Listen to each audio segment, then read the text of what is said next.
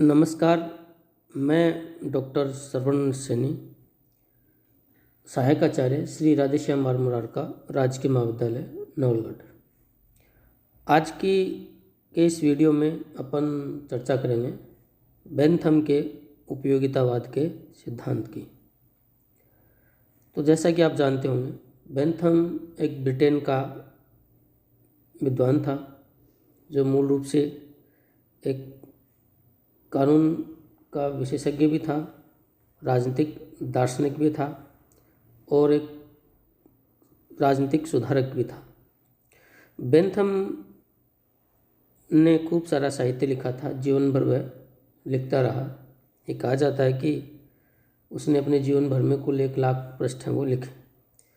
और बेंथम के विचारों में, विशेष तौर पर राजनीतिक विचारों में, उसका उपयोगितावाद का जो सिद्धांत वो एक महत्वपूर्ण सिद्धांत है। बेंथम के उपयोगितावाद पर अपन चर्चा करें उससे पहले उपयोगितावाद क्या है उसके बारे में थोड़ा मैं आपको बताऊंगा। उपयोगितावाद एक भौतिकवादी विचारधारा है और यह एक सुखवादी दर्शन है जिसकी बुनियादी मान्यता यही है कि मनुष्य एक इंद्रिय प्रधान प्राणी है जो अपना प्रत्येक कार्य जो है वो भौतिक सुख प्राप्ति की उम्मीद से करता है और वह दुख से बचने का प्रयास करता है। और जिस कार्य को करने से मनुष्य के सुखों में वृद्धि होती है या जिस कार्य करने से मनुष्य में को सुख प्राप्त होता है वही कार्य उसके लिए उपयोगी है, और जिस कार्य को करने से मनुष्य को दुख की प्राप्ति होती है वह कार्य उसके लिए बुरा है और अनुपयोगी है।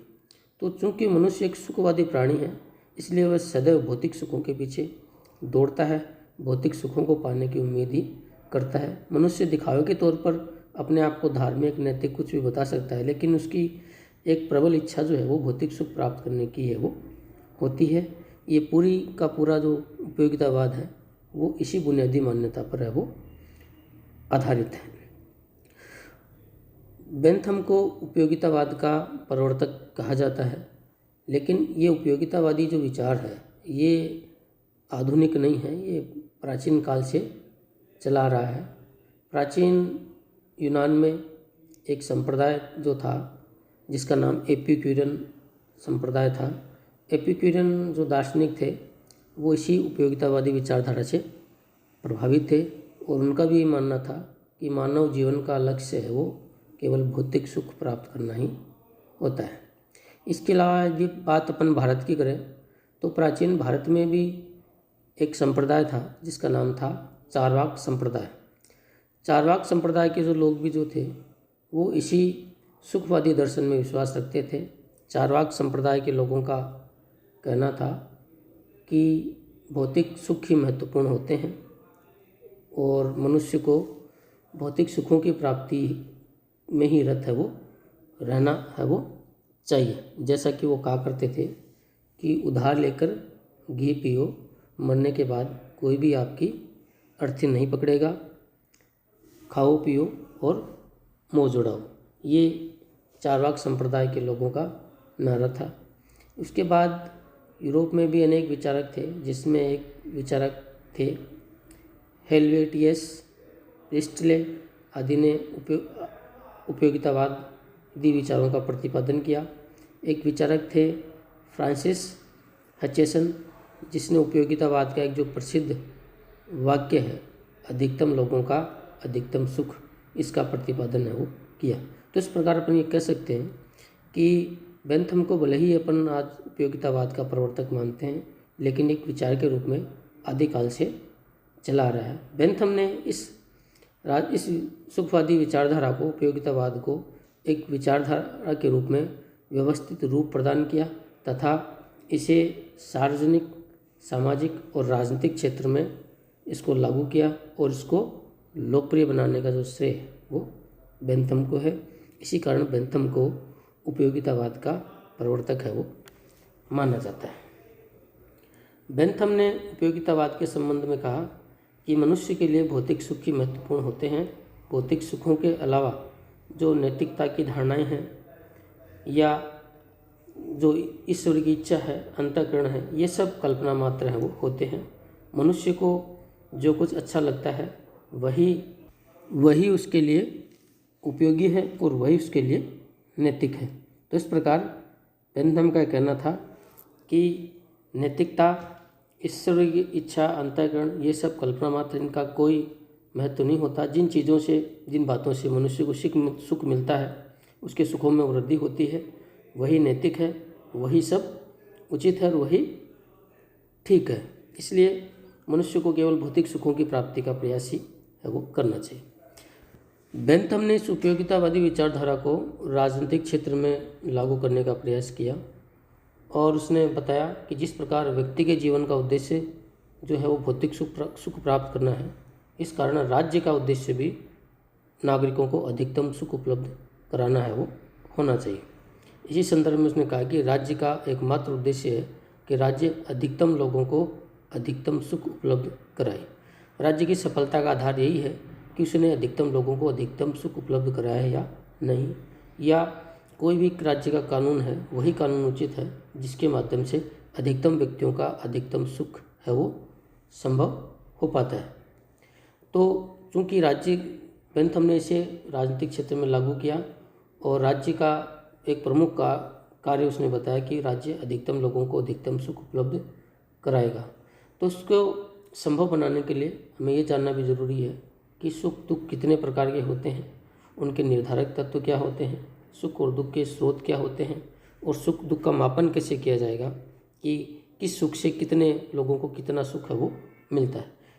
तो राज्य का उद्देश्य जो है अधिकतम लोगों का अधिकतम सुख को समझने के लिए हमें सुख और दुख का विस्तार पूर्वक जो है वो अध्ययन करना भी जरूरी है। तो बेंथम ने जो सुख और दुख के बारे में जो सारी जो बातें बताई हैं अपने इस उपयोगितावाद के सिद्धांत में, उनको बिंदुवार अपन अब चर्चा है वो करेंगे। अपने सिद्धांत में सर्वप्रथम बेंथम ने सुख और दुखों का वर्गीकरण किया है, उनको आइडेंटिफाई किया है कि कितने प्रकार के सुख होते हैं, कितने प्रकार के दुख होते हैं। बेंथम ने कुल 14 प्रकार के सुख बताए हैं और 12 प्रकार के दुख है वो बताए हैं, उनको पूरी तरह से इसमें आइडेंटिफाई है वो किया है। उसके बाद बेंथम ने अपने सिद्धांत में सुख और दुख के निर्धारक तत्व है वो बताए हैं। इसका मतलब ये है कि किसी भी मनुष्य में सुख और दुख को ग्रहण करने की सामर्थ्य है वो अलग अलग होती है, सब में एक जैसी बात है वो नहीं होती। जैसे किसी भी चीज़ के उपभोग से किसी व्यक्ति को कम सुख मिलता है, किसी को ज़्यादा सुख मिलता है, और ये भी हो सकता है कि किसी व्यक्ति को उसी वस्तु से सुख न मिलकर दुख भी है वो मिल सकता है। तो सुख और दुख को ग्रहण करने की सामर्थ्य है वो प्रत्येक व्यक्ति में अलग अलग है वो होती है। उसका कारण क्या है? उसका कारण है सुख और दुख को जो है वो अनुभव करने के लिए कई तत्व उत्तरदायी होते हैं। यानी कुछ ऐसे तत्व होते हैं जिनके आधार पर एक ही चीज़ से अलग अलग व्यक्ति जो है वो सुख और दुख की अलग अलग मात्रा को ग्रहण वो करता है। ये तत्व क्या हैं, कौन कौन से हैं? जैसे स्वास्थ्य है, शक्ति है, कठोरता है, आयु है, लिंग है, कमजोरी, शिक्षा, जलवायु आदि ये ऐसे तत्व हैं जिनके आधार पर व्यक्तियों में सुख और दुख को ग्रहण करने की या अनुभव करने की क्षमता अलग अलग है वो होती है। जैसे मान लो अपन आयु, मैंने बताया अभी, इनमें एक तत्व, जैसे आयु के आधार पर जो सुख और दुख को ग्रहण करने की क्षमता अलग अलग है वो हो जाती है। जैसे कम आयु के बच्चों को अपन चॉकलेट देंगे तो उसको ज़्यादा सुख मिलेगा, और एक वृद्ध आदमी को चॉकलेट देंगे तो उसको उतना सुख नहीं मिलेगा जितना बच्चों को मिलेगा। उसी प्रकार जैसे मान लो लिंग है, स्त्री है, पुरुष है, उनमें सुख और दुख को ग्रहण करने की सामर्थ्य वो अलग अलग है वो होती है। बेंथम ने ये इस प्रकार के कुल 32 तत्व बताए हैं जिनके आधार पर अलग अलग सुख और दुख को ग्रहण करने या अनुभव करने की क्षमता अलग अलग है वो होती है। अब आगे अपन चर्चा करते हैं सुख और दुख के स्रोत, यानी किन स्रोतों के माध्यम से व्यक्तियों को सुख की प्राप्ति होती है या दुख की प्राप्ति है वो होती है। बेंथम ने सुख और दुख की प्राप्ति के कुल 4 स्रोत हैं वो बताए हैं, जिनमें पहला स्रोत है भौतिक, यानी भौतिक शक्तियों या प्रकृति से व्यक्ति को जो सुख और दुख प्राप्त होते हैं उनका स्रोत उसने भौतिक बताया। इनके लिए कोई मनुष्य उत्तरदायी है वो नहीं होता। जैसे मान लो अत्यधिक बरसात से प्राप्त होने वाला दुख है, या जो संतुलित बरसात से प्राप्त होने वाला सुख है, तेज़ गर्मी, तेज़ ठंड, ये इन सब से जो सुख और दुख प्राप्त होता है तो उसका स्रोत बेंथम ने भौतिक बताया। दूसरा स्रोत बताया है नैतिक, यानी जब कोई व्यक्ति नैतिक दृष्टि से अच्छा या बुरा काम करता है और उससे किसी व्यक्ति को सुख या दुख मिलता है तो उसका स्रोत नैतिक है वो माना जाएगा। सुख और दुख का तीसरा स्रोत बताया है बेंथम ने राजनीतिक। जब कोई सुख या दुख राज्य के संपर्क से या राज्य के कानून के कारण मिलता है तो उसका स्रोत राजनीतिक है वो होता है। और चौथा जो स्रोत बताया है वह है धार्मिक, यानी धार्मिक मान्यताओं के अनुसार काम करने पर जो सुख या दुख प्राप्त होता है तो उसका स्रोत बेंथम ने धर्म को बताया। तो इस प्रकार बेंथम ने सुख और दुख के 4 स्रोत बताए, भौतिक, नैतिक, राजनीतिक और धार्मिक। अब आगे अपन चर्चा करते हैं। बेंथम ने एक सुख मापक पद्धति बताई है। तो जैसा कि मैंने प्रारंभ में बताया कि बेंथम ने उपयोगितावाद को राजनीतिक क्षेत्र में लागू किया और राज्य से अपेक्षा की कि राज्य को अधिकतम लोगों को अधिकतम सुख उपलब्ध कराना चाहिए। लेकिन अधिकतम लोगों का अधिकतम सुख क्या होगा, उसका से पता लगेगा कि राज्य के किस कानून से कितने लोगों को कितना सुख मिला।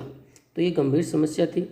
और सुख और दुख जो है वो मानसिक अनुभूतियाँ हैं, उनको भौतिक वस्तुओं की तरह तोला या मापा नहीं जा सकता। लेकिन इस समस्या के समाधान के लिए बेंथम ने अपने उपयोगितावाद में एक सुख मापक पद्धति सुझाई है। और इस सुख मापक पद्धति के माध्यम से राज्य जो है वो व्यक्तियों के सुख और दुख की मात्रा का मापन है वो कर सकता है। सुख और दुख की मात्रा का मापन करने के लिए बेंथम ने कुछ मानक या मापदंड या कसौटियाँ हैं वो बताई हैं, और उन कसौटियों पर किसी भी नीति को परख कर उन नीतियों से प्राप्त होने वाले सुख और दुख की मात्रा का मापन किया जा सकता है। बेंथम ने जो है ये जो 7 मानक बताए हैं उसमें एक तीव्रता है, एक स्थिरता यानी अवधि, सुख कितनी अवधि तक रहता है, एक निश्चितता बताई है, एक सामीप्य बताया है, एक उत्पादन बताया है, एक विशुद्धता बताई है और एक विस्तार है वो बताया है।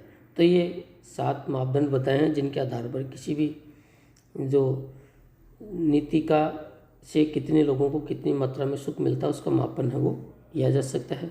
और राज्य को जो है वो इन 7 आधारों पर जो अपनी नीति का मूल्यांकन करने के बाद जो अधिक सुख प्राप्त करने वाली जो नीति है उसी को लागू है वो करना चाहिए। और समस्त सामाजिक और आर्थिक नीतियों का जो निर्धारण है वो इसी आधार पर करना चाहिए जिनके माध्यम से अधिकतम लोगों को अधिकतम सुख संभव है वो हो सके।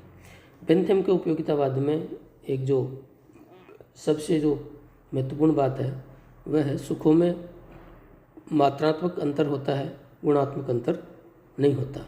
यानी बेंथम ने माना है कि सुखों में मात्रात्मक अंतर होता है, यानी मात्रा की दृष्टि से सुख कम या ज़्यादा है वो हो सकते हैं, लेकिन सुखों में गुणात्मक अंतर नहीं होता। यानी सुख गुण की दृष्टि से हीन या उच्च नहीं होते या अच्छे या बुरे नहीं होते। जैसे किसी परोपकारी का सुख भी वैसा ही है जैसा सुख जो है शराब पीने वाले का है वो होता है। तो सुखों में जो है गुणों का अंतर होता है। कुछ सुख हीन श्रेणी के होते हैं, हीन काम को करने से जो सुख प्राप्त होता है वो हीन श्रेणी का होता है, अच्छे काम को करने से जो सुख प्राप्त होता है वो अच्छी श्रेणी का है वो होता है, उसकी गुणवत्ता अच्छी होती है। लेकिन बेंथम इस बात को अपने सिद्धांत में नहीं मानता। बेंथम केवल ये मानता है कि सुखों में केवल मात्रा का अंतर होता है, गुणों का अंतर नहीं होता। गुण की दृष्टि से सारे सुख जो है वो एक जैसे ही है वो होते हैं। और अंत में उसने राज्य के विषय में बताया है कि राज्य की उत्पत्ति का जो आधार है कोई सामाजिक समझौता नहीं है बल्कि उसकी उपयोगिता है। राज्य एक ऐसा संगठन है जो लोगों के लिए उपयोगिता को बनाए रखने और उपयोगिता में वृद्धि करने के लिए संगठित है वो किया गया है। और राज्य का एकमात्र उद्देश्य है कि वह अधिकतम लोगों को अधिकतम सुख उपलब्ध है वो करवाए। और कानून का निर्माण में है वो भी उपयोगिता के सिद्धांत के आधार पर ही होना चाहिए। कानून वही अच्छा है जिससे अधिकतम लोगों को अधिकतम सुख है वो संभव हो सके। धन्यवाद।